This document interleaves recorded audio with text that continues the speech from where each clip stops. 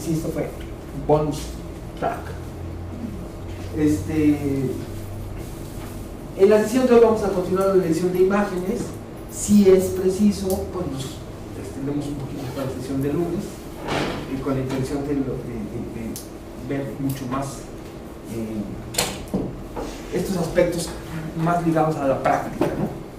Entonces, para que no nos para que alcancemos a ver con más amplitud nuestros temas, yo creo que podemos ya retomar nuestra sesión de donde nos quedamos la vez pasada, ¿no? Que era este planteamiento que yo les hago, ya considerar la producción de imágenes como un sistema integral, en donde una primera fase es la captura, que ya vimos más o menos ampliamente, la segunda parte el procesamiento, y a la vez esta cuestión de símil que yo hago continuamente con el proceso tradicional, de que estábamos mucho más familiarizados con el proceso digital, en donde prácticamente vemos que las cosas no han cambiado mucho. Es decir, esta segunda fase implica el procesamiento de esas imágenes que captamos, y que este procesamiento puede ser, digamos, más o menos complejo según nuestra actividad, pero siempre lo implica. Es decir, antes podíamos conformarnos con tomar el rollo y enviarlo a la farmacia a revelar y recibir nuestras impresiones en un sobrecito, y prácticamente ya acababa ya nuestro proceso, ¿no? O podía ser mucho más complejo, ¿no? Nosotros mismos procesarlo con nuestros propios procedimientos químicos, nosotros mismos imprimirlo y hacerle un acabado a la toma, retocarla, montarla, y luego aparte pues guardar adecuadamente nuestro negativo en guardas especiales, y en un, como el compañero que nos hizo favor de traernos unos ejemplos de su trabajo, que de entrada, pues bueno, la pantalla, sus guardas hechas a mano, ¿no? Muy bien hechas, en las que conserva un negativo y un contacto de la toma, y vienen aquí claramente un registro de la información viene todo, o sea, viene el lugar de la toma, la situación, datos técnicos de la exposición de la fotográfica, y también nos incluye información de cómo fue procesada la imagen, qué revelador usó, a qué temperatura, cuánto tiempo, incluso datos sobre la impresión del contacto. Digo, pues esta es una ficha de registro fotográfico pues amplísima, ¿no? Y además de eso, su guarda, como les hecha a mano, y aparte trae su guarda de Mylar que protege la película, ¿no? Digamos, en este caso un negativo de blanco y negro. Esto ya nos habla de un sistema más complejo, de lo que estamos hablando, pero básicamente siempre abarcamos esa parte, ¿no? Bueno, muchas gracias, compañero. Ahorita vamos a tratar de verlos más, ¿no? Y el otro es una toma color, igual con todos sus datos perfectamente recabados.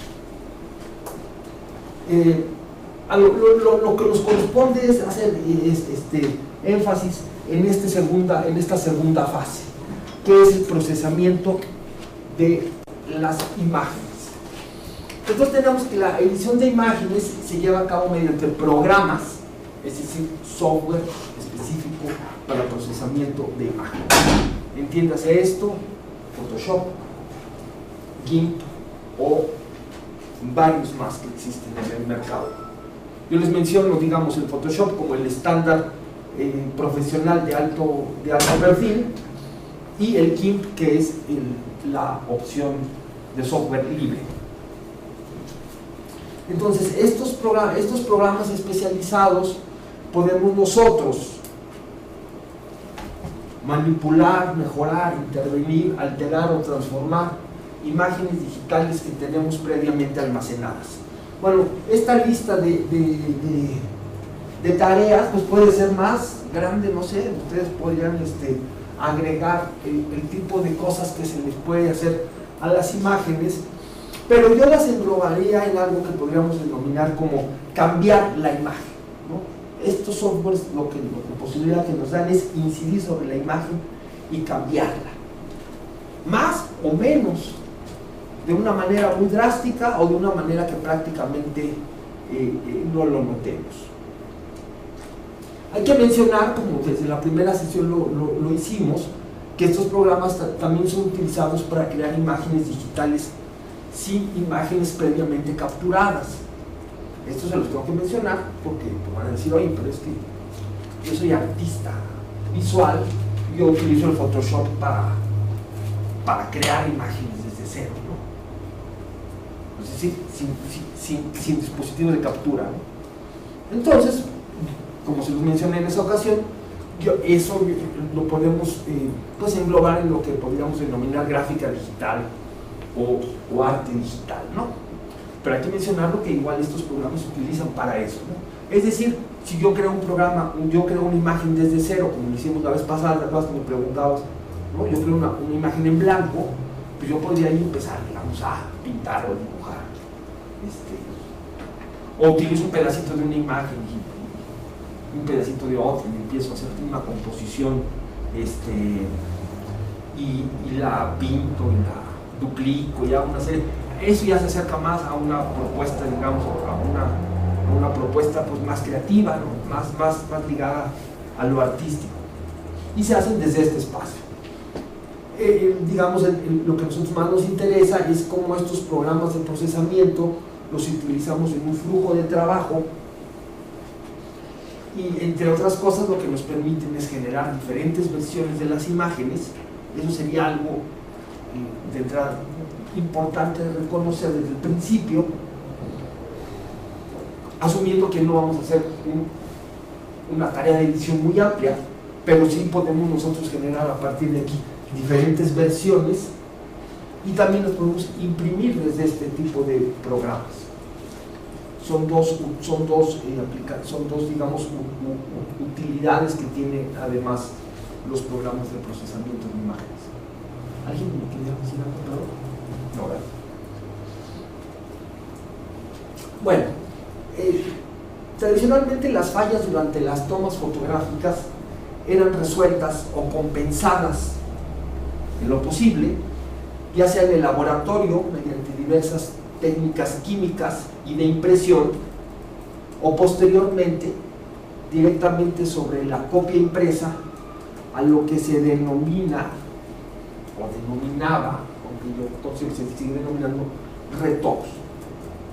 El famoso retoque era llevado a cabo mediante técnicas artísticas con pinceles o aerógrafos para eliminar puntos o manchas indeseables en las fotografías o incluso colorearlas. Este proceso implica destreza y práctica con materiales y herramientas. ¿Por qué hago énfasis en el tema del retoque? Porque el programa, por ejemplo, el Adobe Photoshop, que lo utilizamos en buena medida para hacer este tipo de tareas de retocar la imagen, es una buena manera de acercarse a él a partir de esta idea de lo que significaba el retoque y lo que significa actualmente. El retoque, como les menciono, no cualquiera era hábil para realizarlo. Es decir, se necesitaba una destreza para aprender a retocar, por ejemplo, las impresiones fotográficas, ¿no? Y en el caso digital sucede prácticamente lo mismo. El programa Adobe Photoshop no es nada que podamos pensar como una herramienta automática en donde nosotros metemos una imagen llena de basuritas y va a salir limpia automáticamente. Nada de eso. Ese proceso lo necesitamos realizar de manera manual, en donde va a implicar destreza y práctica. Lo vamos a poder hacer bien o lo vamos a poder hacer mal. Lo vamos a poder echar a perder nuestra imagen, incluso nos va a implicar mucho tiempo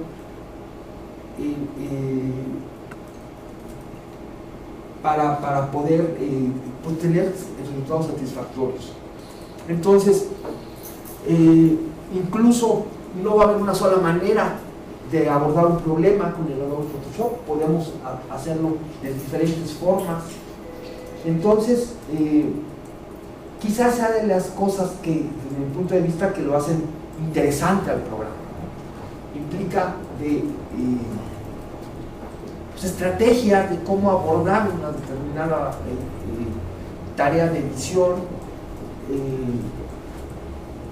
Implica, como les mencionaba, pues una destreza. O sea, no es para nada algo automático. Entonces, digo, no gratuitamente, el trabajo de retoque fotográfico pues se cobra por hora, por ejemplo.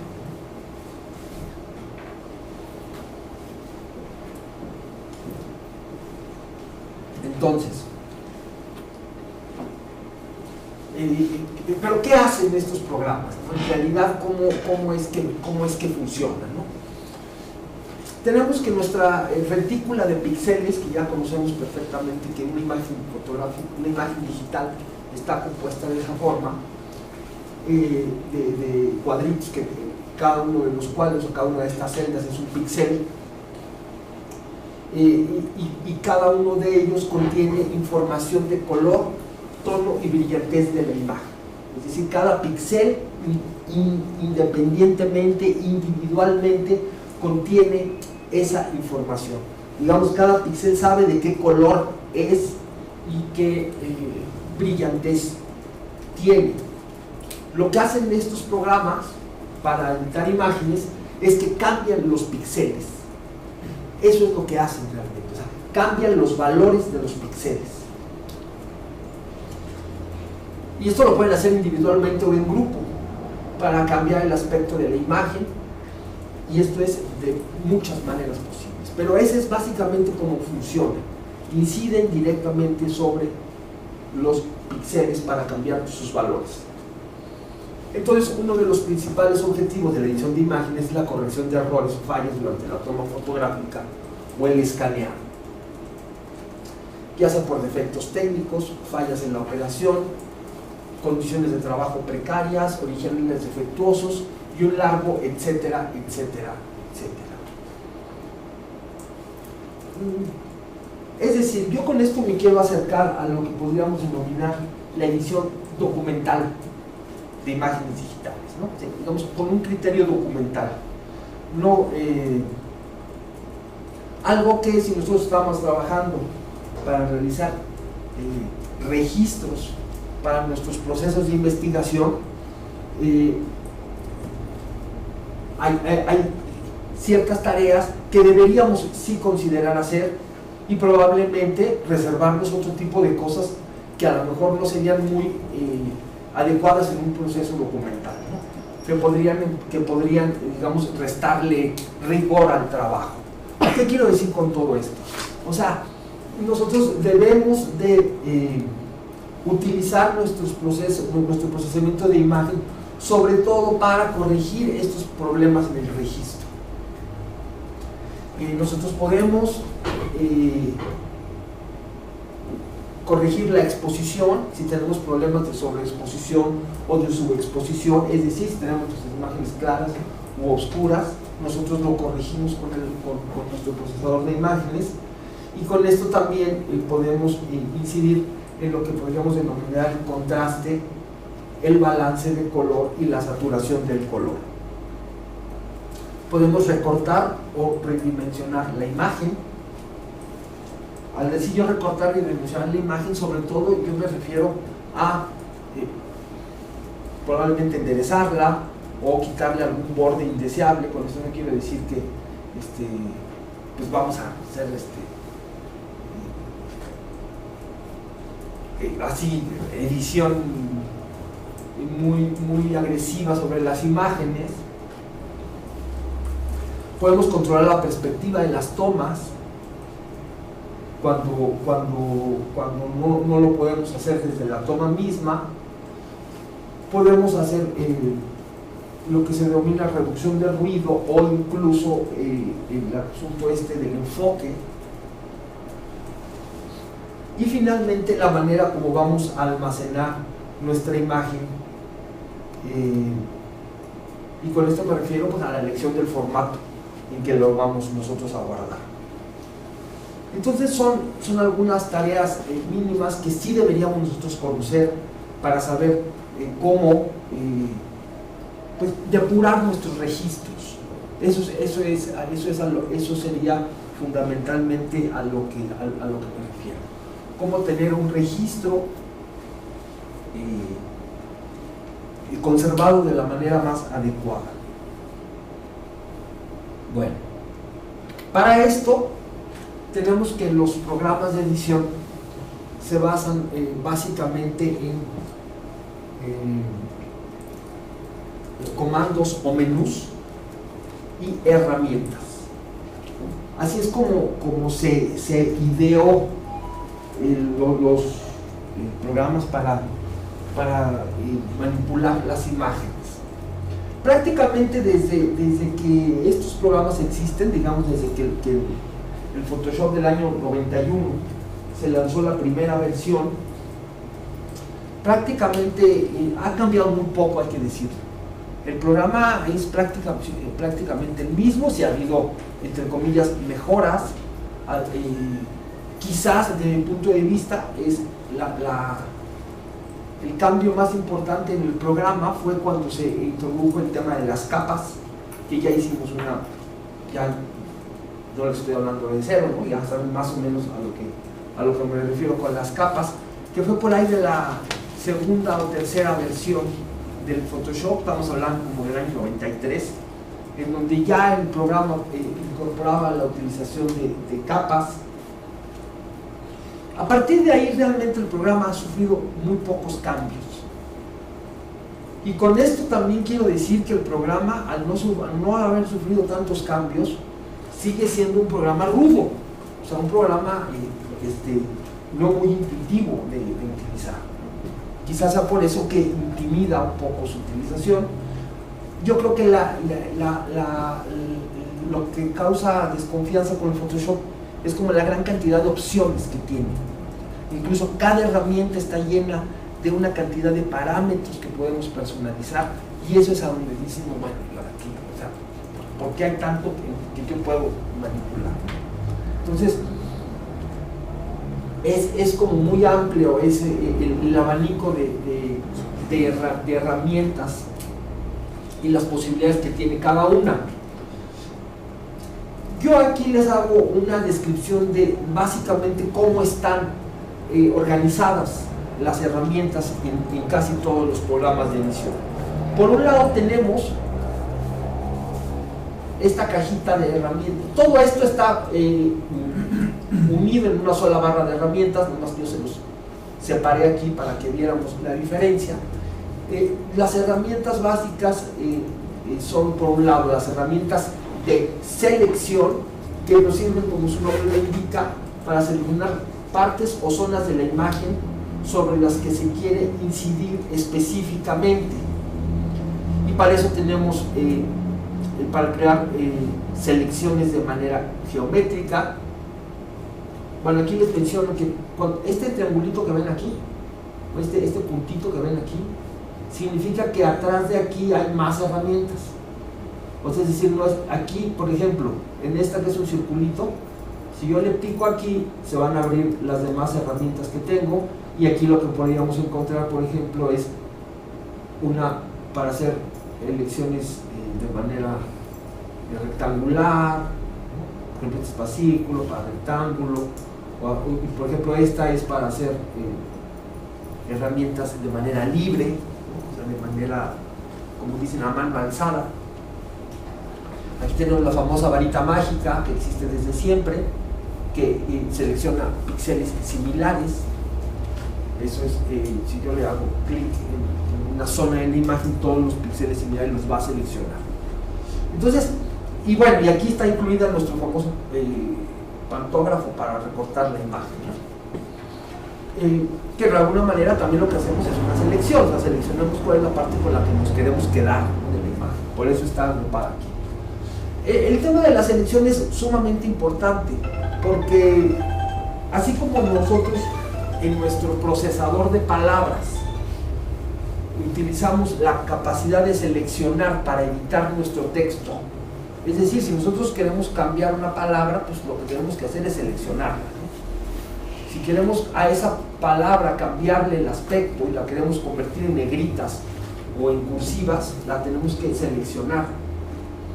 Si está mal escrita, pues a partir de seleccionarla es como nosotros podemos cambiarla. Y así con todo el texto, no solamente una palabra, puede ser que un párrafo completo lo queramos cambiar de lugar, y la manera de hacerlo es necesariamente seleccionarlo. Y es la manera como nosotros le decimos a nuestro programa, decir, esto que está aquí le quiero yo hacer algo, moverlo, cambiarlo, quitarlo, ponerle la letra algún color, etcétera, etcétera. Lo mismo sucede con la imagen. Nosotros tenemos la capacidad de seleccionar partes, zonas de la imagen, para a esas partes en particular hacerles algún cambio. Y bueno, pues en la selección hay muchas herramientas, y las cuales pueden implicar mucha destreza para realizar selecciones. Pensemos, por ejemplo, las tomas no sé, de modelos que tienen así las grandes cabelleras que se utilizan ahora, y que hay que hacer una selección para cambiar el fondo, por ejemplo, de la modelo. Hacer una selección del pelo es bastante complicado, o sea, hay que hacerla como a mano. Si nosotros queremos tener nada más a nuestra pura modelo para que no haya fondo, o queremos cambiarla de lugar, fondo, eso por ejemplo es bastante peliagudo, y se hace, y se logra, ¿no? Lo hace, todo el tiempo se hace. Entonces hay selecciones mucho más, o sea, hacer selecciones de árboles, de follaje, de todo este tipo de cosas es mucho más complicado, y puede ser muy laborioso lograr hacer una selección pues mucho más adecuada. Por esto es que no sé si ustedes han visto que cuando se hacen tomas fotográficas que se sabe que esa imagen va a necesitar ser cambiado el fondo, se utiliza esto que antes se llamaba blue screen, que ahora es green screen, ¿no? O sea, le ponen un fondo verde limón, ¿no? Para tener un gran contraste con el sujeto, y que este proceso de selección sea mucho más eficiente y rápido de hacer. Pero son tomas que se sabe de antemano que van a ser seleccionadas, ¿no? Por eso les comenté yo en algún momento que cuando hiciéramos nuestros registros, si tenemos posibilidad de nosotros controlar nuestras condiciones de toma, y por ejemplo si vamos a fotografiar objetos, pues conviene utilizar de entrada un fondo que contraste con el sujeto, no precisamente nada para hacer una selección, pero sí para que no se pierda con el fondo, ¿no? Y nos puede de paso ayudar para este tipo de labores de las selecciones. Luego tenemos un segundo panel de herramientas que yo las denomino como herramientas de retoque o corrección, que tienen la característica que incidimos manualmente sobre la imagen. En estas herramientas encontramos pues el famoso, encontramos lo que son un pincel común y corriente con el que podríamos pintar sobre la imagen, pero encontramos el famoso herramienta para clonar, que es la que utilizamos principalmente para hacer retoque de purezas de la imagen, que la hacemos de manera puntual y manual. Aquí también encontramos un borrador, encontramos estas herramientas que sirven como para borronear la imagen, pero aquí también encontramos esta herramienta que sí me parece muy importante que conozcan. Es una manita así, ¿no?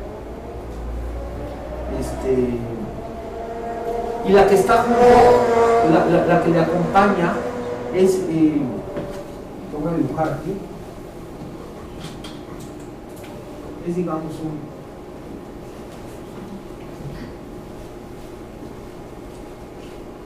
es como una paletita. ¿Alguien sabe a qué se refieren estas? ¿O por qué es su forma? ¿No? Bueno, no sé cómo se dibuja la manita. Pero bueno, aquí vamos solamente a ver. A veces es lo que está ahí. Esta. ¿Alguien sabe a qué se refieren, a qué evocan o por qué tienen esa forma? Bueno, en el cuarto oscuro, cuando nosotros imprimíamos, hacíamos dos cosas. O quemábamos partes de la imagen, para lo cual nosotros hacíamos la mano así, en donde reservábamos zonas de la imagen, una vez que, digamos, ya le habíamos hecho la exposición completa, y nosotros a nuestro juicio, o a partir de una prueba previa, decíamos, no, pues que esta zona le falta, está clara. Entonces le dábamos más en una cierta zona y reservábamos la otra. O sea, le dábamos más luz a una zona. O por el contrario, utilizábamos ese tipo de paletitas que eran un alambrito con cartoncitos pegados. Entonces nosotros lo que hacíamos era tapar ciertas zonas, por ejemplo un rostro. Entonces nosotros le movíamos así, había que hacerlo con habilidad para que no se notara, para que el rostro pues quedara un poquito más claro y no se fuera a oscuro, ¿no? Entonces, eran ajustes finos que hacía uno directamente al momento de imprimir. Entonces el Photoshop retomó estas dos herramientas que son para sobreexponer y subexponer la imagen. Entonces nosotros ahorita vamos a hacer una práctica para ver a lo que me estoy refiriendo, y estas pues es muy interesante que conozcan esa posibilidad que tenemos, ¿no? Porque estamos incidiendo directamente sobre la exposición, sobre la claridad o lo oscuro de nuestra imagen. Finalmente hay otra pequeño panel de herramientas en donde encontramos herramientas de texto y dibujo, pues para agregar textos sobre la imagen o hacer trazados sobre la misma.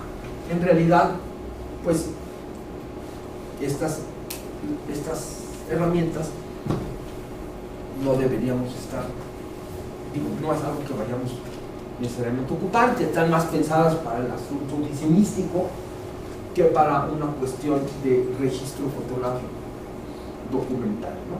Es decir, no consigo estarle poniendo texto, ¿no?, a una imagen arriba, ¿no? O sea, no sería quizás, pero es conveniente saber que lo podemos hacer en el Photoshop, le podemos poner texto a las imágenes, y tiene un motor, digamos, de procesamiento de texto bastante poderoso en Photoshop. Entre paréntesis, yo les digo que yo, por ejemplo, yo soy así impresor, ¿no? Entre las cosas que a mí me interesan mucho es el tema de la impresión. Entonces yo hace como unos 10 años hice unos libros, pero hice un libro en particular con una técnica de impresión que en ese momento era muy novedosa, y yo formé todo el libro en Photoshop. Es decir, todo el texto está hecho en Photoshop y tiene una potencialidad como cualquier formador de textos profesional, digamos, como el PageMaker de antes, o el InDesign, o estos programas que se utilizan para maquetar publicación, ¿no? Photoshop tiene una herramienta exactamente igual, es decir, podemos nosotros manipular el texto de una manera profesional, absolutamente, pero es decir, no está hecho para eso, ¿no? Pero la tiene incorporada, es decir, la incorporación de texto no es, digamos, muy primitiva, al contrario, es bastante poderosa. Bueno, ¿qué otra cosa tenemos que mencionar sobre nuestros programas de edición? Es, por un lado, las herramientas y por otro lado, los menús que siempre encontramos en nuestros programas, ¿no? Básicamente tenemos el menú de archivo y edición, en donde se comportan de manera muy similar a lo que nosotros ya estamos familiarizados con nuestros procesadores de palabras, ¿no? En donde encontramos comandos de abrir, guardar, copiar, cortar, pegar. Es en estos lugares en donde fundamentalmente los vamos a encontrar. Luego, por otro lado, tenemos el menú de imagen, en donde vamos a encontrar gran parte de los comandos para cambiar nuestra imagen, ¿no? En donde vamos a poder encontrar el famoso tamaño de la imagen, la exposición, el balance de color, y etcétera, etcétera. Vamos a encontrar aquí mismo también nuestro menú de capas, en donde es tan importante que tiene un propio menú en donde donde vamos nosotros, digamos, a administrar nuestras capas, ¿no? Cambiarlas, copiarlas, cambiarles el tamaño, etcétera, etcétera, etcétera. Y como les mencioné hace rato, el otro tema importante en el Photoshop es el tema de las selecciones, y por lo tanto también tiene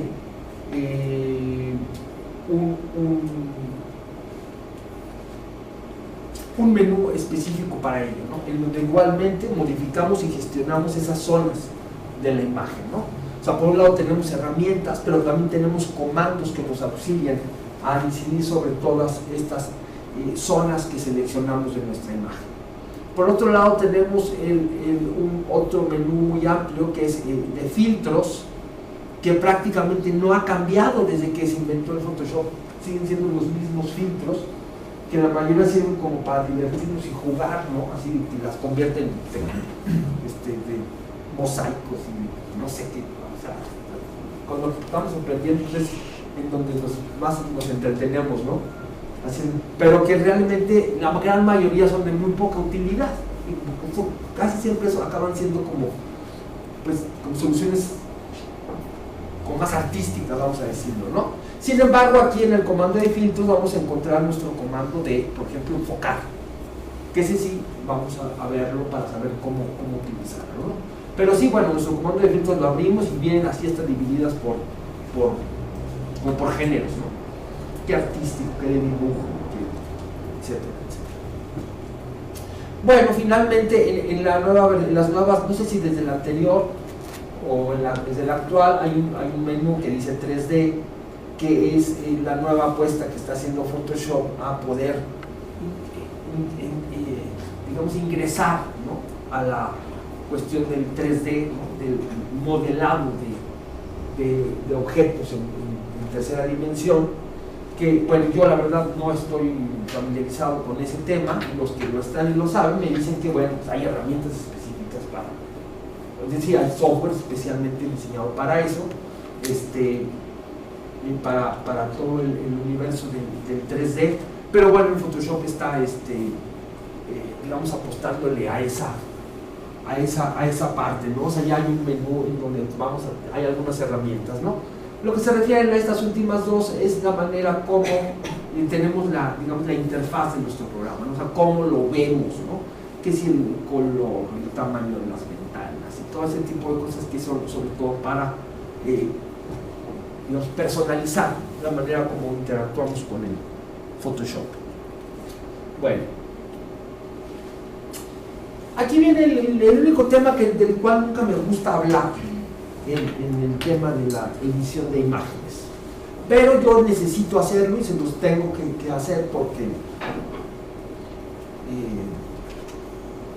a riesgo de que no, para que no me reclamen, me digan, oye, pero tú nunca nos dijiste que uno de los temas involucrados era el famoso tema de la gestión de color. Digo, de entrada les menciono que es el tema más espinoso, complicado, difícil de asir y del cual existen libros y libros completos sobre la gestión de color. Yo he tratado de pensar por qué, y es precisamente por eso, porque no podemos es absolutamente abstracto desde su concepción el tema de la gestión de color, y ahorita vamos a ver a qué me refiero. Entonces, en los sistemas de imagen digital, la gestión de color se refiere a la conversión controlada a partir de estándares entre las representaciones de color de diferentes dispositivos, tales como escáneres, monitores, cámaras, impresores, pantallas de televisión y medios similares. El cañón, por ejemplo, entraría también en esa lista, ¿no? Entonces tenemos que el objetivo principal de la gestión de color es obtener una buena correspondencia de color entre los diferentes dispositivos. Es decir, nos ayuda a obtener la misma apariencia cromática entre diferentes plataformas. ¿Qué quiere decir con esto? Que esa cuestión tan perseguida, que es que lo que vemos en nuestro monitor, en nuestra pantalla, cuando lo imprimimos, corresponda con los colores de la impresión. Esa distancia que hay entre nuestras fotos y las imágenes publicadas en una revista o en un libro, y dices tú, oye, pero ¿por qué salió así? Si mira mi imagen cómo es, cómo salió así. Entonces, a eso se refiere el asunto de la gestión de color. Pues aparte de que son medios distintos todos, es decir, la representación en una pantalla es una cosa y la manera como capta la imagen es un sensor, que es otro tipo de dispositivo, y la manera como las diferentes técnicas de impresión son completamente distintas. Se imprime sobre papel, la pantalla utiliza luz para desplegar las imágenes. Entonces, este entrecruzamiento de diferentes plataformas que como común denominador es que todas gestionan imágenes digitales, es lo que complejiza el tema de la gestión de color. Entonces, en un acercamiento básico a este tema de la gestión de color, el primer paso que yo les recomiendo que sí lo tomen en cuenta es la adecuada calibración de los dispositivos primarios de visualización, que son pues básicamente nuestros monitores, ya sea de nuestras laptops o de nuestras computadoras de escritorio, es decir, nuestros monitores en donde nosotros visualizamos nuestras imágenes. Deberíamos de tenerlos adecuadamente calibrados, y esto lo logramos mediante utilerías o programas que están incorporados tanto en los sistemas operativos, es decir, el propio Windows o el propio sistema operativo de Mac tiene este tipo de programas para calibrar nuestros monitores. Si no lo encontramos, también puede ser que el fabricante de la pantalla nos lo suministra, también ahí lo vamos a poder encontrar, o en algunos otros casos la tarjeta de video, como se le denomina la parte de la computadora donde nosotros conectamos el monitor. Muchas veces el fabricante de la tarjeta de video nos suministra un programita para calibrar nuestro monitor. Este proceso de calibración es a partir de parámetros preestablecidos y nos aporta una relativa certeza respecto al manejo consistente de color. Cuando yo digo a partir de parámetros preestablecidos, no es otra cosa que... ¿Alguien ha calibrado su monitor? ¿Sabe de lo que les estoy hablando? ¿Nunca han visto cómo se calibra un monitor? Bueno, aparecen imágenes de referencia y nos va guiando paso por paso, digamos, pantalla por pantalla, de manera que nosotros le vamos moviendo a lo que nos va indicando la computadora, ya sea por barritas que deslizamos o puntitos que movemos, y vamos viendo cómo va cambiando esas gráficas que nos muestran, de manera que nosotros igualamos una que nos pone como referencia. Entonces nosotros vamos así en un paso por paso cubriendo estos diferentes fases de ese proceso, y finalmente a partir de esas referencias que ya traen estos programas, pues tenemos un monitor bien calibrado. Bueno, hay que decir que esa no es la única manera de calibrar el monitor. Existen dispositivos calibradores que son capaces, digamos, de leer la respuesta del monitor y realizan ajustes de alta precisión, que son, hagan de cuenta, como un mouse que se cuelga por arriba del monitor, ¿no? Hagan de cuenta que este es el monitor, mi mano, y se pone así, y entonces lee, digamos, es un colorímetro y a la vez un exposímetro, y entonces a partir de eso pues se hace una calibración mucho más precisa. Estos aparatitos pues pueden ser un poco caros, como que de $100 a $300 para calibrar el monitor, y si consideramos que pues lo vamos a utilizar un poco o una vez, ¿no? Si bien nos va, entonces pues bueno, casi nadie los compra, ¿no? Casi nadie tiene, pero existen, aquí en México yo no los he visto desgraciadamente para poder adquirirlos, pero existen estos. Ahora, hay que decir a este respecto que prácticamente los equipos vienen bastante bien calibrados de fábrica. Tampoco les quiero decir que vayan saliendo corriendo a sus monitores y pongan en duda cómo están calibrados.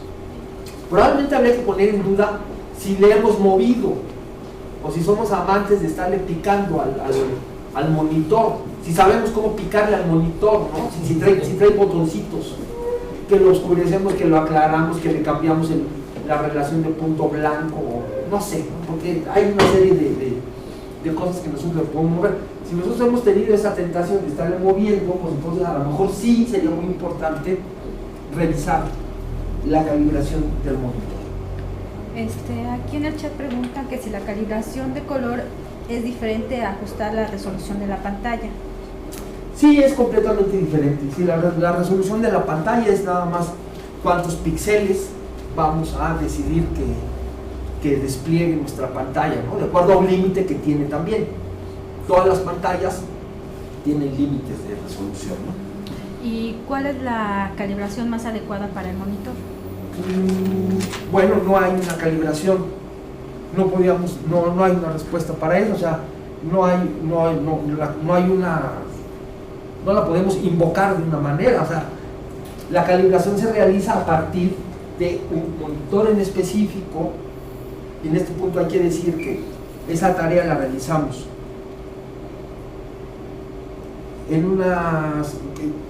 procurando condiciones controladas para calibrar nuestro monitor. Con esto quiero decir que no tengamos ventanales que le estén pegando de frente al monitor, que no tengamos una ventana atrás de nosotros.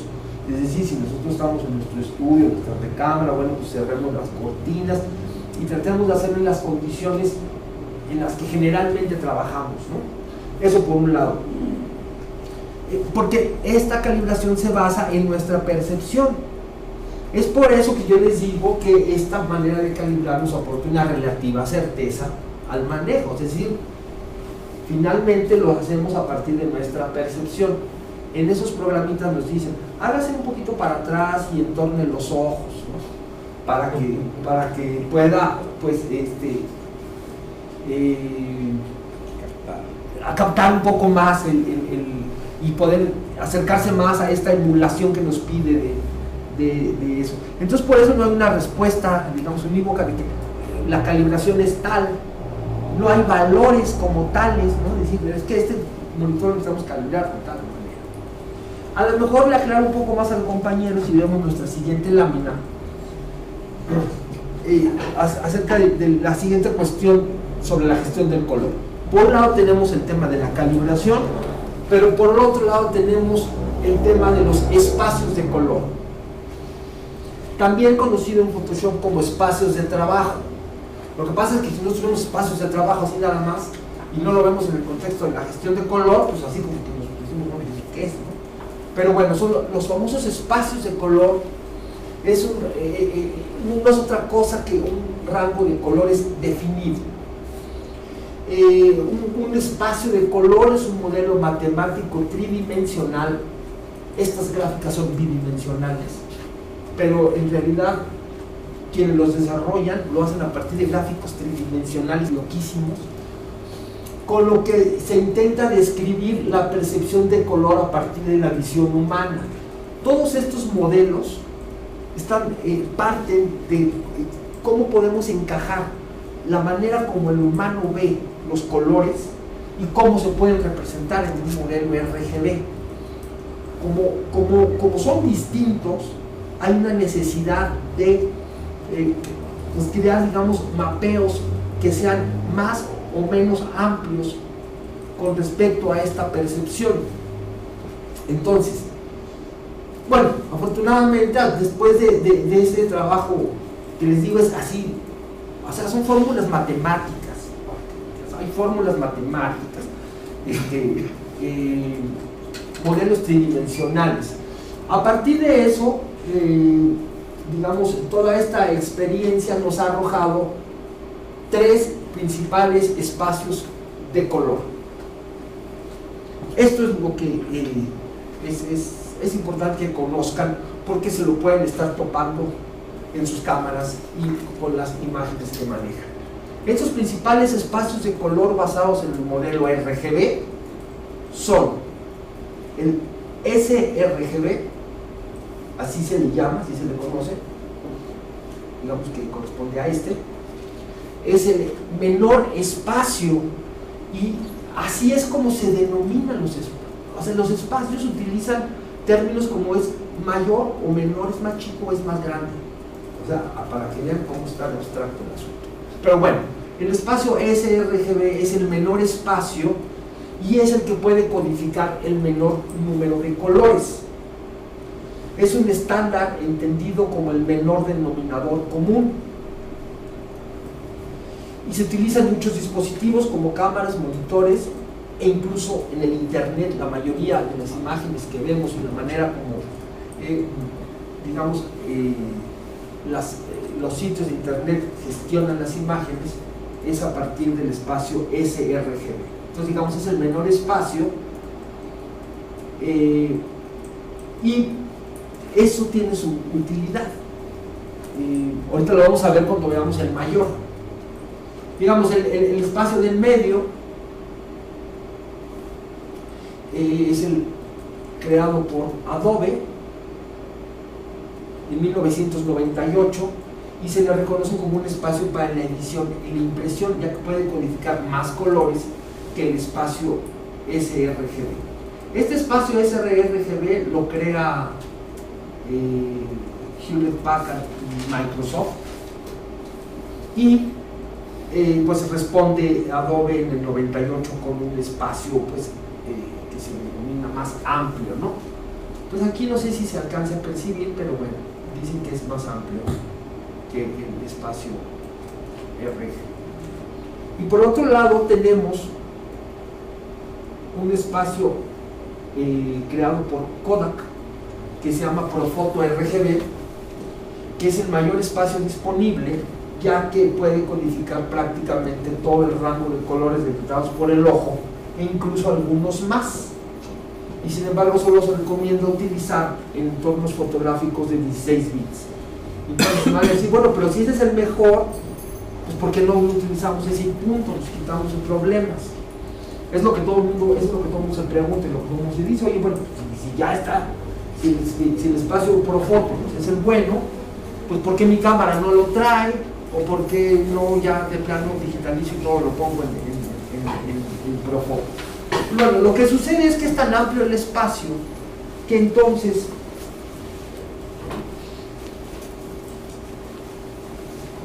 en imágenes de 8 bits, que lo que tenemos aquí son 256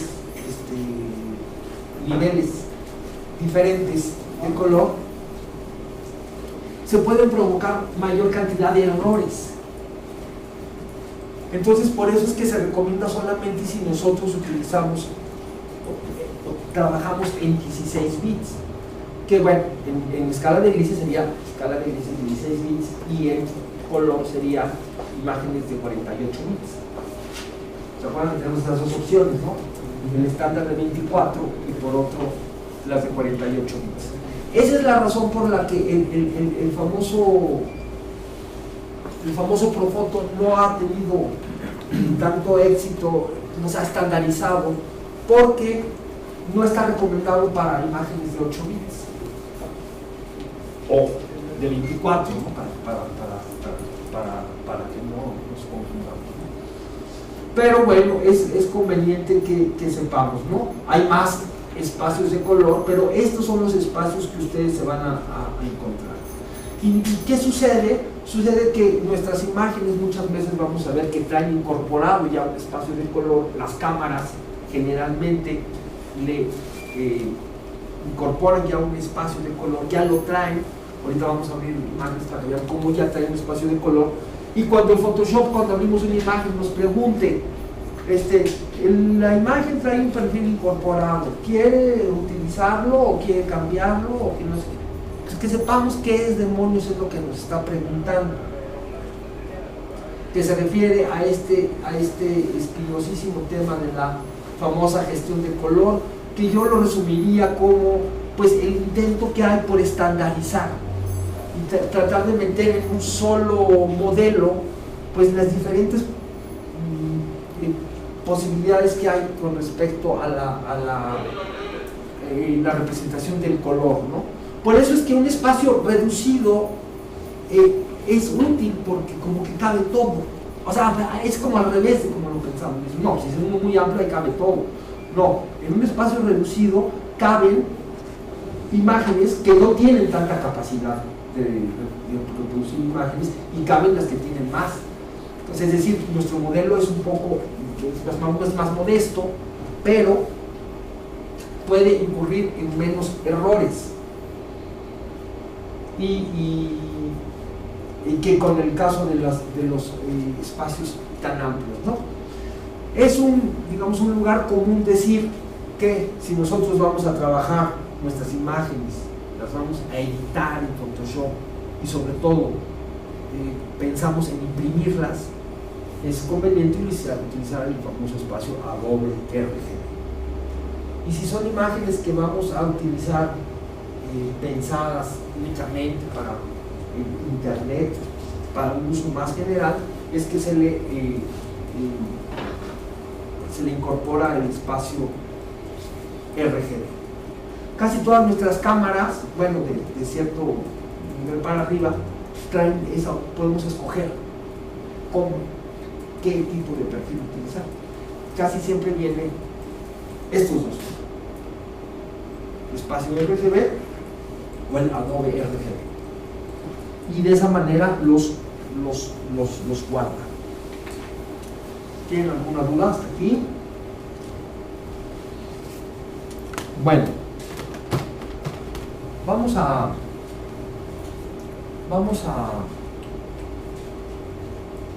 abrir vamos a quitarnos ya de teoría y vamos a seguir un poco con la práctica, ¿no? Como lo hemos venido haciendo. Bueno, Aquí están los famosos códigos de herramientas que les mencioné. Estos son la manera como nosotros hacemos selecciones. Estas son como la manera que tenemos para retocar o hacer correcciones puntuales. La herramienta de texto.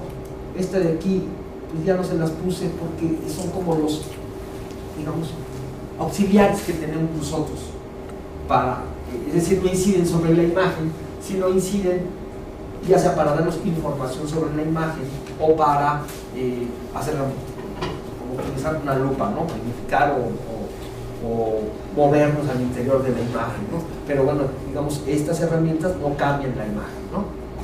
Bueno, vamos a abrir alguna imagen y voy a escanear también un negativo blanco. ¿Alguien más trajo materiales? Nos están mandando de aquí del chat un Sí, material. Es de un hueso. ¿De un qué, perdón? De un hueso. Ah, un hueso, ok. Sí, bueno, aquí está impreso, pero aquí tenemos el archivo. Ah, muy bien. Ah, pues préstamelo. Sí, y ahí viene la descripción de lo que están preguntando. Muy bien, correcto. Muy bien. Bueno, ahorita lo vamos a ver. Bueno, nuestro famoso compañero de Sinaloa, que ya se llama Israel, me dijo pues que anda haciendo trabajo de campo y que no pudo estar, pero me pidió que por favor viéramos su imagen y es un buen pretexto para empezar con esto, ¿no?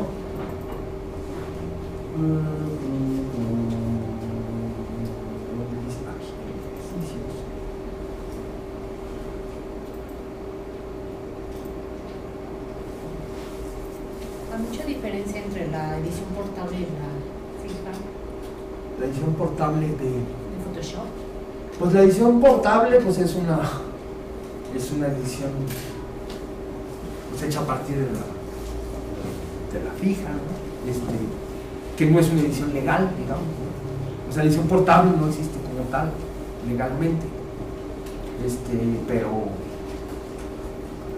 no hay mucha diferencia, ¿eh? Bueno, el compañero de Sinaloa me mandó esta imagen para que viera lo que ellos estaban haciendo y qué opinaba yo. Desgraciadamente no lo tenemos y a lo mejor ustedes me pueden decir con mayor certeza de qué se trata, de qué tipo de objeto se trata. Yo lo que sé es que es un objeto y que pues obviamente la foto corresponde a una tarea de registro, ¿no? de esos objetos.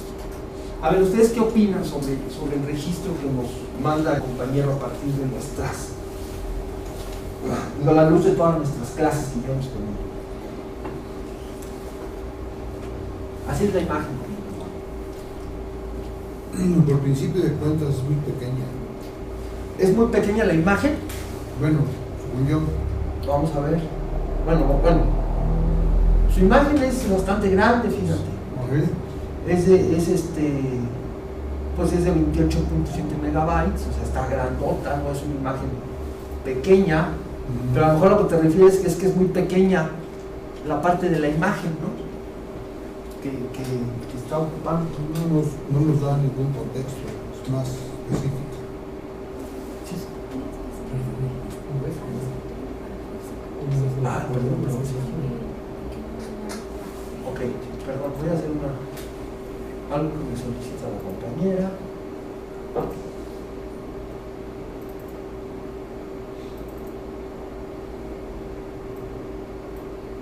Voy a pasar estas dos.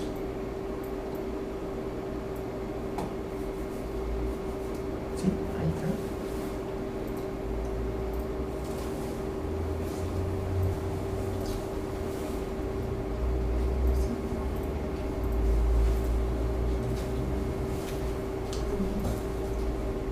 Bueno,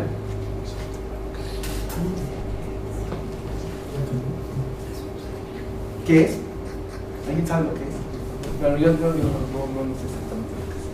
Bueno, el compañero, lo que yo puedo, aquí, Viene. ¿lo pongo a abrir aquí? Sí, dejó. Ahí está. Esta es la imagen de eso.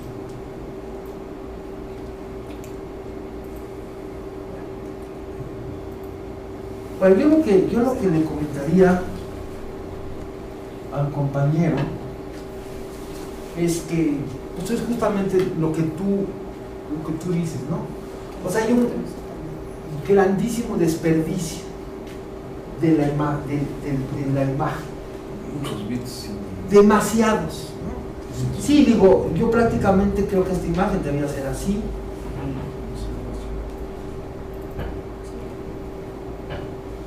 Yo creo que esa imagen debía ser así. Y ahorita vamos a ver de qué tamaño acabó quedando. Pero a lo mejor tiene una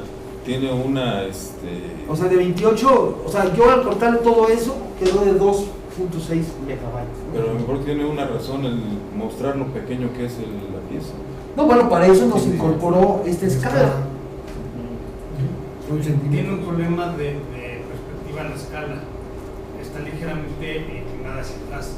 Eso implica que si es una fotografía de registro, no va a tener la precisión de la escala a la hora de que quiera hacer una medición. Por ese problema de la propia escala. Sí, bueno, Pero se puede hacer. digo, un poco en descarga del compañero. Yo creo que no quiso ser tan riguroso, porque la misma escala no lo dice. Digo, no es una escala milimétrica, ¿no? Así, que sea así de... Es justamente, yo lo veo más como una referencia, ¿no? Que nos está hablando que este objeto, pues, anda sobre los 2 centímetros. Es como una referencia, ¿no? Sí, definitivamente, si fuéramos mucho más rigurosos, pues estaríamos hablando de una escala mucho más precisa y que no tuviera ese problema de la perspectiva, ¿no? Que estuviera en el mismo plano que el objeto.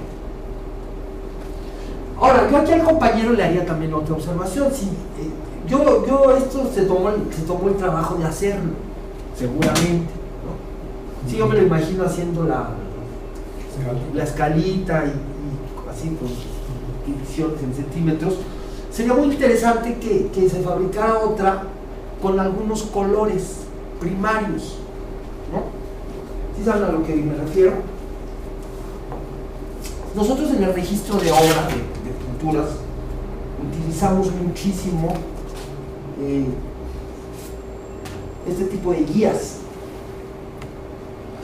¿Alguna vez han visto algo así? Sí. Bueno, estas guías se utilizan como referencias que nosotros incorporamos en las tomas, por ejemplo, un cuadro, ¿no? Los ponemos así arribita al cuadro, lo fotografiamos, porque estas son referencias que nosotros tenemos para poder saber la precisión de la toma, cómo están los colores de la toma. Como yo no voy a poder tener el cuadro en mi estudio, o sea, yo voy y lo fotografío, y el cuadro ya físicamente no voy a tener acceso a él, ni otra persona va a tener acceso a él, pero lo que sí tienen acceso a es este tipo de tablas normalizadas, son estándares, este tipo de tablitas, y de esa manera nosotros podemos juzgar la toma, podemos saber si los colores corresponden están bien registrados, o si hay una dominante azulosa. Si yo veo un cuadro y yo lo veo así todo azul, pero no tiene esto, pues a lo mejor puedo pensar que es un Picasso de la época azul, pero a lo mejor me dicen, no, es que esta está azulosa, porque está mal el balance de blanco, ¿no? Si yo tengo este tipo de auxiliares, pues esto lo que nos aporta pues es rigor. Entonces, digo, no necesitamos, bueno, lo ideal es tenerlas, ¿no? Aunque son, les digo, para un uso muy específico, como por ejemplo el registro de obras plásticas. Digo, no, a ti no te digo que vayas a pegarle esto a los gráficos antes de fotografiarlo, ¿no? Estaría controladísimo que llegaras con tus Ya, pero tú tienes referencias, un árbol y todo eso, o sea, sirve como referencia. Si tú de pronto el árbol lo ves rojo, dices, no, pues esa foto está mal. Si hay algún tipo de referencia, que eso es lo que hacen este tipo de instrumentos. Nosotros podemos crear nuestros propios instrumentos de referencia, es decir, sobre todo él que por lo que yo pienso está haciendo registros de objetos tan pequeños, pues podría hacerse así como está esta escalita con centímetros, porque esta trae aquí también centímetros, ¿no? Esta es de 20 centímetros, esta es la chiquita, hay unas grandotas, pero les traje la chiquita para que... Entonces esta, por ejemplo, no le sería de utilidad aquí, porque pues, o sea, quedaría, o sea, estaría muy grande, ¿no? Pero se puede crear las propias, ¿no? Creando pues cuadritos que nos sirvan de referencia y le incorporaría a esta intención que él tiene un elemento más para poderlo juzgar, ¿no? Y sobre todo pues que se acerque, ¿no? Digo, que se acerque, eso es lo principal que yo le podría comentar al compañero. Sí, otro comentario. Aquí parece ser que es de cerámica el objeto.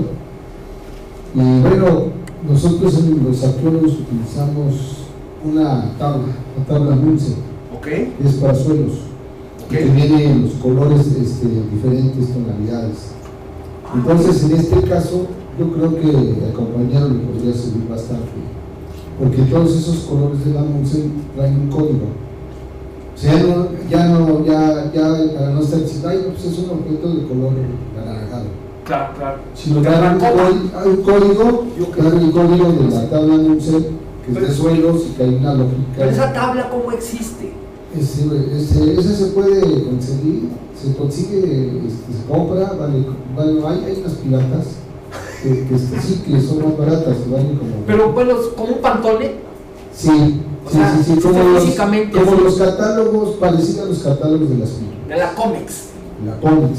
Ah, pues sí, pero si quieren, para la clase que digo, eso está muy yo les interesante. traigo la tabla Munce para que la vean los que trabajan con estos tipos. Probablemente en lugar de lo que yo le estoy recomendando, o sí colores y aparte los códigos. Bueno, por un lado colores, pero por el otro lado los cuadritos de... Sí, o sea, son como que más ad hoc para toda la cerámica. Claro. E incluso para, pues eso está para rocas y para suelos. Digo, ¿ustedes conocen que exista algo así? Tal vez otra recomendación en cuanto a la escala. Igual sería recomendable que en la misma escala coloque lo que es la ubicación de donde viene la procedencia del material y de lo que se trata. Porque muchas veces lo que pasa es que cuando tienes una foto sin identificar, no sabes qué es, ¿no? Y te cuesta más trabajo encontrarla. Claro. Yo, en mi caso, yo creo mis propias escalas, determinando inclusive quién tomó la foto, la procedencia. Toda la información adentro de la toma. Ajá. Para que yo nada más vea la foto y diga, ok, corresponde a esto. No, bueno, sí, pero es ya bastante complicado ya, ¿no? Lo complicado es la primera vez que haces tu machote, ¿no? Por decirlo así. Ya creas nada más los espacios para que ya que requieras cambiar los datos, nada más los cambias y la vuelves a imprimir. Ok. Sí, bueno, pero en el trabajo de campo, o si tenemos 200 objetos para hacerlo. Por ejemplo, algo que yo en ocasiones he hecho es, por ejemplo, tengo juegos de números, así sueltos, ¿no? Usted hace uno del 0 al 9, ¿no? 2, 3 jueguitos, y nosotros cuando hacemos un registro, pues junto a esto, pues le pego el numerito, ¿no? La 01, la 02, porque sí. Pero ahí alguien pues va haciendo el levantamiento. Estoy hablando de procesos de registro continuo, ¿no? No uno, ¿no? Entonces, pues es una manera de cruzar la información entre lo que vamos a ver en la imagen, porque sí pasa eso, ¿no? Dices, bueno, ¿y esa cuál es? ¿Y esa cuál es? Bueno, es la 03, por lo menos. De lo que se trata de que quien estuvo anotando, pues sí no se equivoque, ¿no? Compañero, por favor. Por ejemplo, en arqueología se hace este tipo de registro, no de 2, 3 piezas, se hacen de miles de piezas.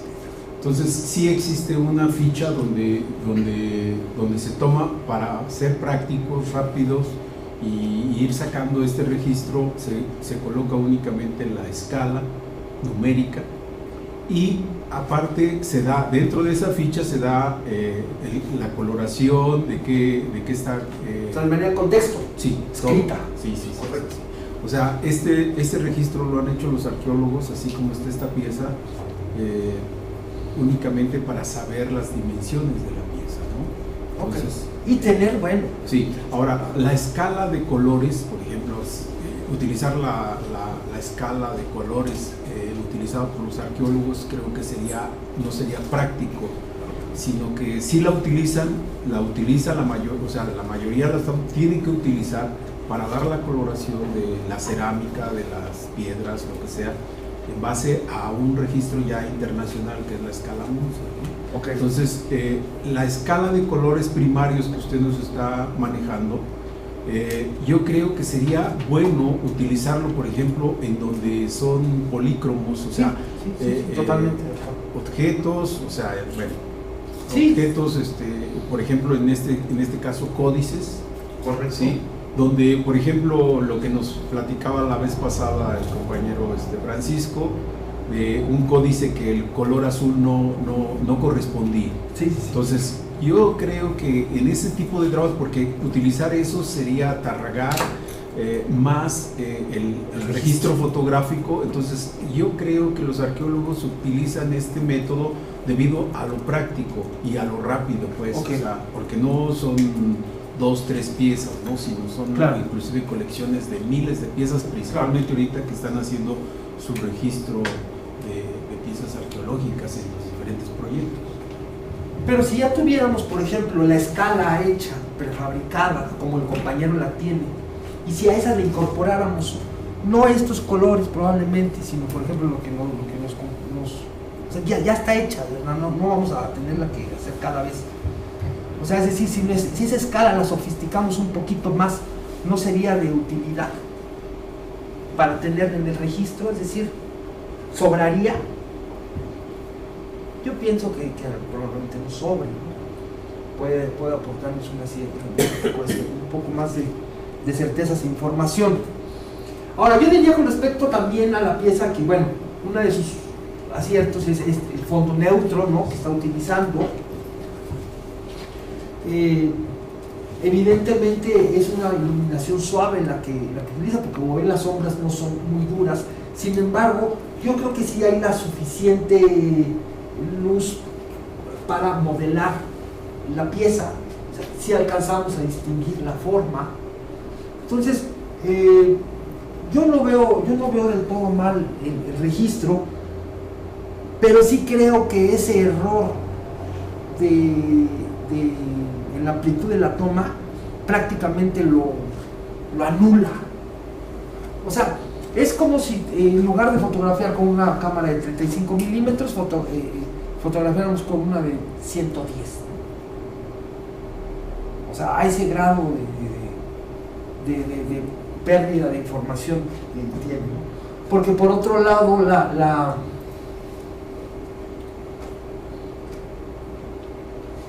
imagen así tampoco nos sirve demasiado, ¿no?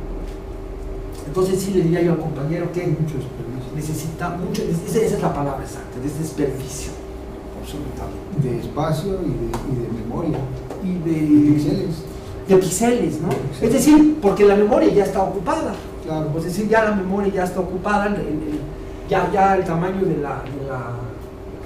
de la imagen es ese, porque yo veo un trabajo, o sea, que se preocuparon por el fondo y para seguramente con mover el zoom de la cámara se hubiera solucionado, ni siquiera había necesidad de acercarse físicamente, ¿no? Con únicamente mover el zoom hubiera sido suficiente. Incluso ¿Algún otro comentario que quieren hacer con el trabajo del compañero? Digo, me parece muy rico todo con lo que ustedes participaron. Bueno, vamos a ver la imagen que nos están mandando en este momento.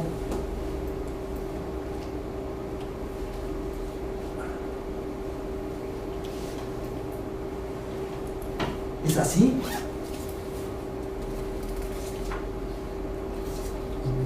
¿O es así? Bueno, no sabemos. Les voy a leer la descripción que nos manda el compañero, la compañera Marta Elena. Él nos dice, es un caso de periocistitis, inflamación de la capa que recubre los huesos, resultado de una infección. Puede servir de ejemplo para resolver los problemas que nos enfrentamos en antropología física, para resaltar detalles pequeños, corregir error de toma o quitar fondo, por ejemplo. Bueno, nos incorporaron una impresión que es bien diferente como está aquí.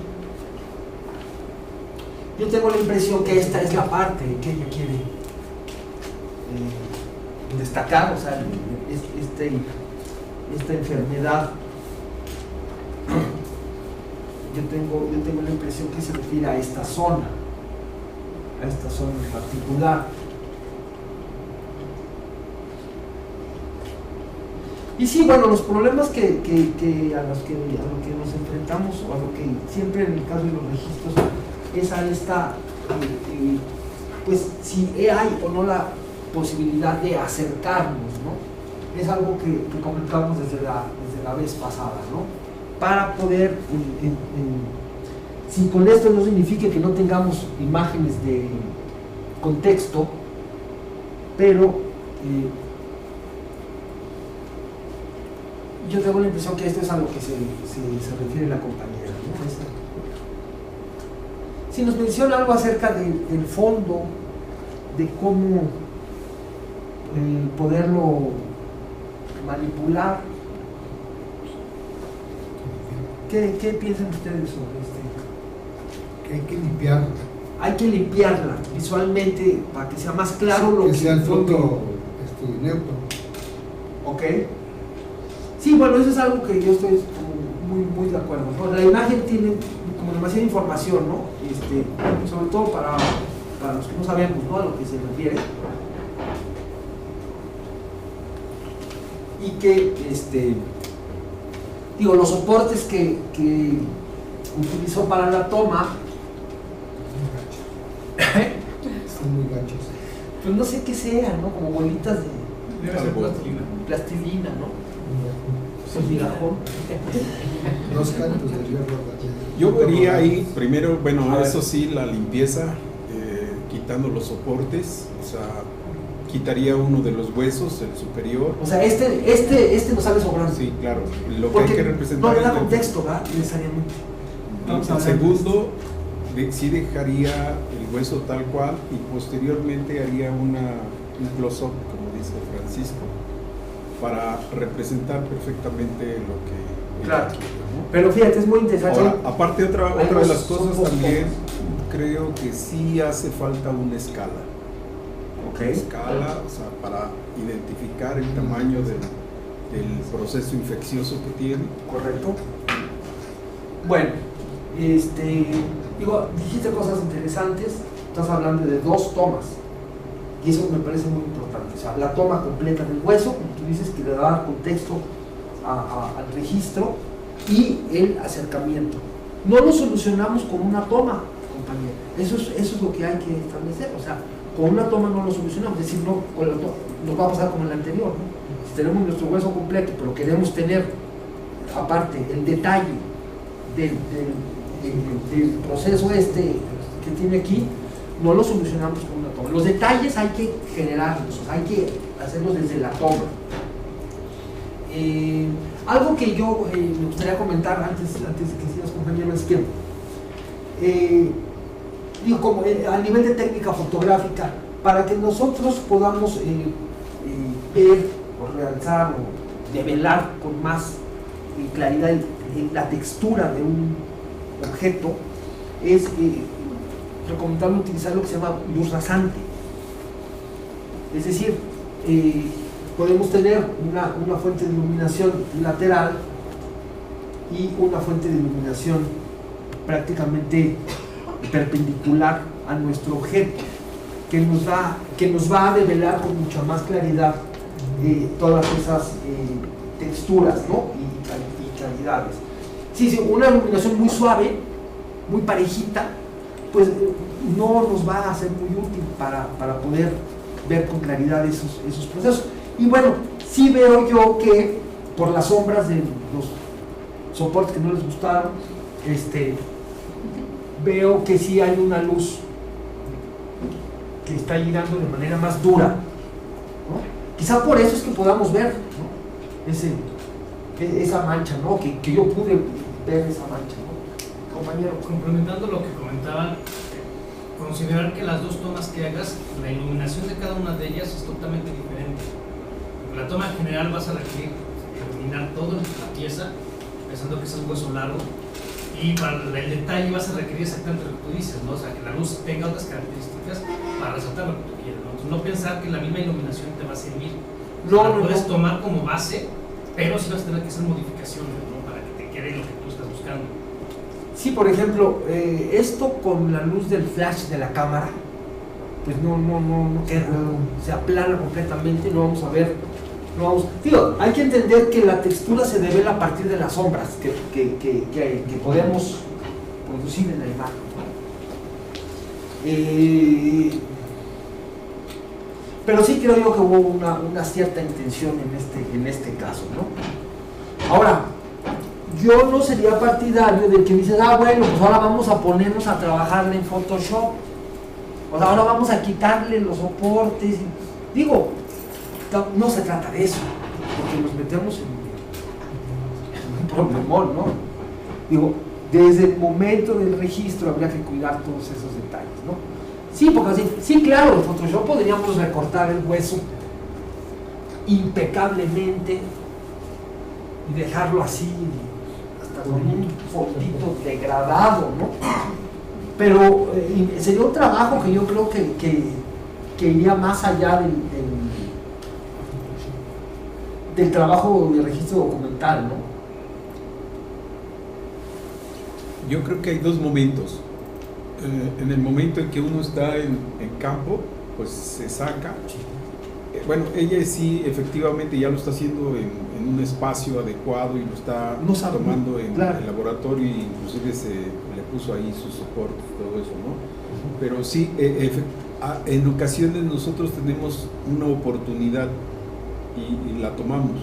Claro. Entonces yo creo que ahí sí es bien importante todo esto que nosotros tenemos de conocimiento, por eso es que hablamos de limpieza, que podemos llegar a hacer. Entonces tenemos esas herramientas, utilizarlas ya que se tiene ese material, pero cuando ya vamos a trabajar sobre, por ejemplo, la pieza anterior que ya está en el laboratorio, la pieza que ya también está en un laboratorio o en un espacio adecuado, entonces sí podríamos ya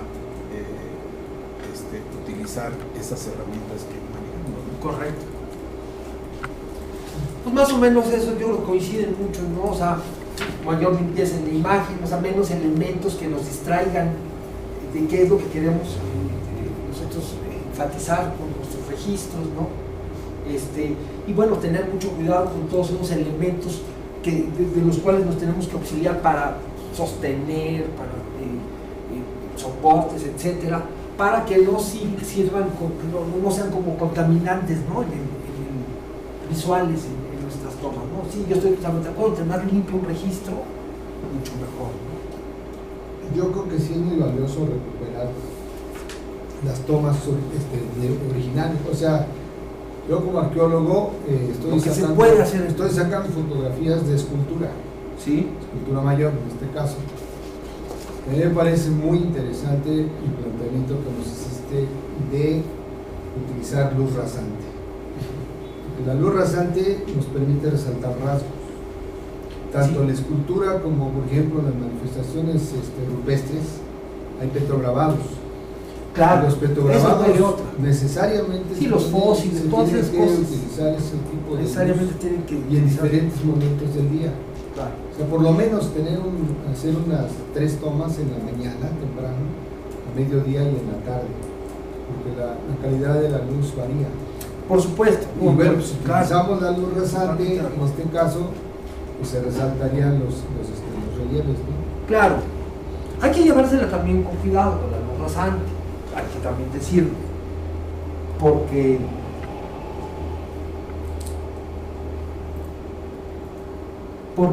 si nosotros utilizamos luz rasante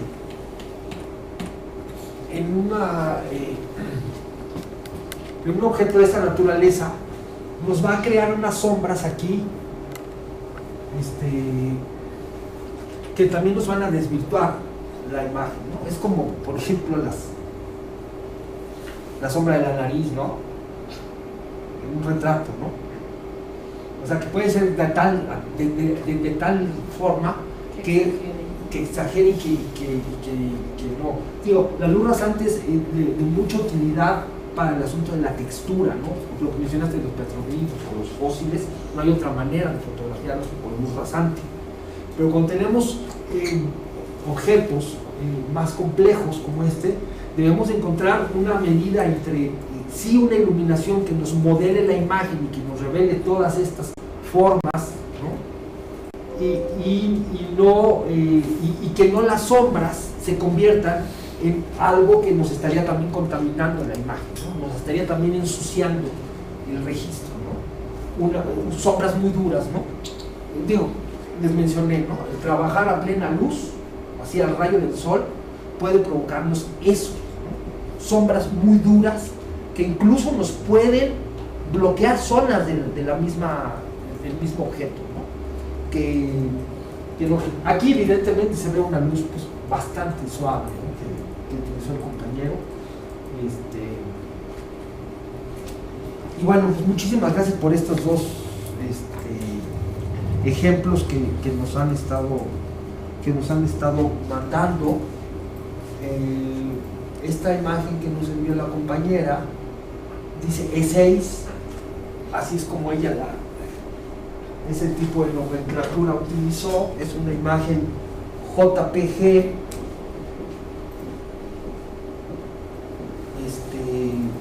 pues no muy grande. No sabemos si esta imagen es una versión que ella hizo para enviárnoslas, o sea, no, bueno, perdón, pero yo ya la recorté, yo ya le volé el otro hueso, ¿no?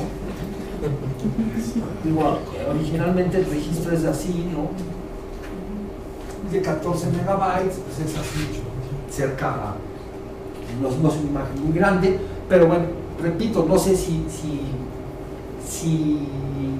es ya una versión que ella generó, o no tenemos más información, digamos, técnica sobre el propio registro, ¿no? Sin embargo, yo creo que fue muy rico pues en el tema del registro documental, ¿no? Vamos a hacer un otro cafecito si quieren y le seguimos, ¿no? Son las 11:30, vamos bien de tiempo.